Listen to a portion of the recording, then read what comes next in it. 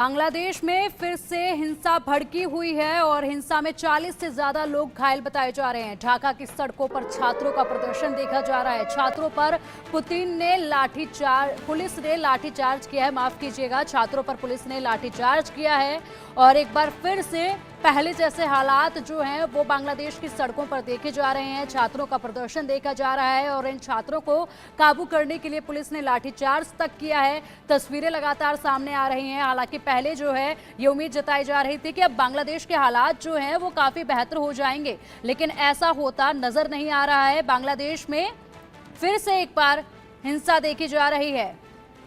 ढाका की सड़कों की तस्वीरें हैं और ये दो तस्वीरें आपके सामने हैं। इन तस्वीरों में देखिए, हसीना सरकार को उखाड़ फेंका पहले उस वक्त की तस्वीरें जब लोगों ने वहां पर उपद्रव मचाया था, तोड़फोड़ की थी, सड़कों पर किस कदर आगजनी की जा रही थी। उसके बाद दूसरी तस्वीर देखिए, अंतरिम सरकार पर भी अब छात्र भड़के हुए नजर आ रहे हैं। हालांकि सरकार का गठन जब हुआ, इस सरकार को जब बनाया गया, उस वक्त इन्हीं लोगों की सहमति ली गई थी, लेकिन अब एक बार फिर से इस सरकार से भी मोहभंग होता नजर आ रहा है बांग्लादेश की जनता का।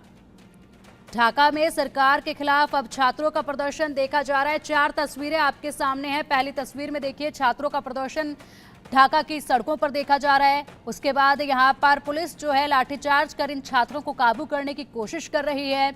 और तीसरी तस्वीर में देखिए, यहां पर किस कदर सुरक्षा बल हैं और साथ ही में छात्र हैं और इनके बीच में झड़प होती नजर आ रही है। सरकार के खिलाफ छात्र अब सड़कों पर उतर गए हैं। ढाका में सरकार के खिलाफ छात्रों का प्रदर्शन एक बार फिर देखा जा रहा है। छात्रों ने सचिवालयों को घेरने के लिए मार्च निकाला।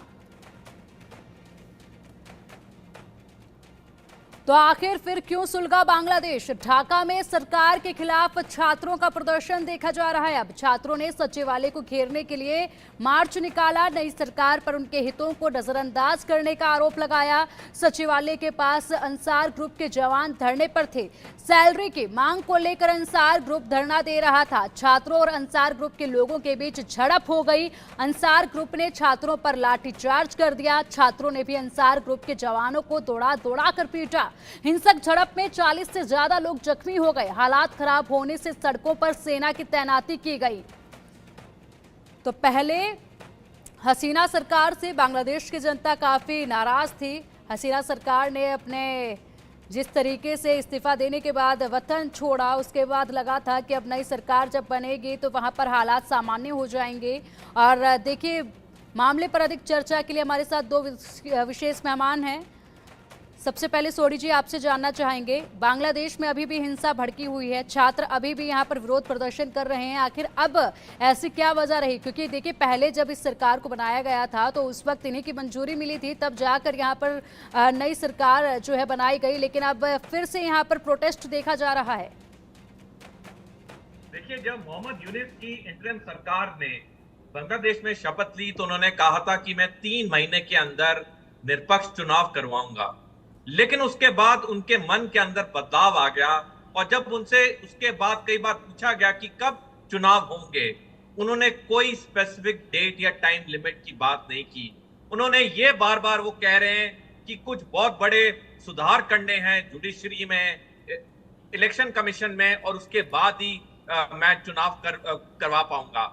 ये जो उनका बार बार बयान आ रहा है, उसमें छात्रों में एक आशंका पैदा हो रही है कि मोहम्मद यूनिस शेख हसीना की तरह सत्ता से चिपके रहेंगे और जो उनकी उम्मीदें थी छात्रों की मोहम्मद यूनिस पे कि वो 3 महीने के अंदर एक फेयर और फ्री इलेक्शंस कराएंगे, अब उन्हें वो दिख नहीं रहा है।